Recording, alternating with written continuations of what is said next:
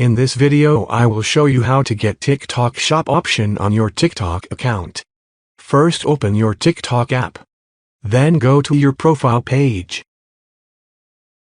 As you can see, there is not TikTok Shop option for myself. To fix that, tap on the three lines at top right. Then click Settings and Privacy option.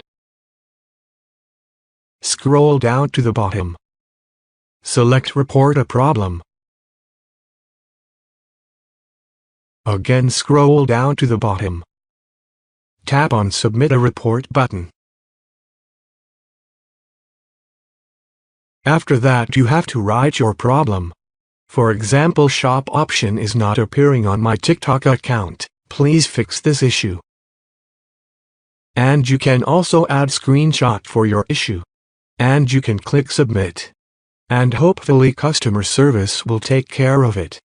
That is how you can fix TikTok option is not available on your TikTok account.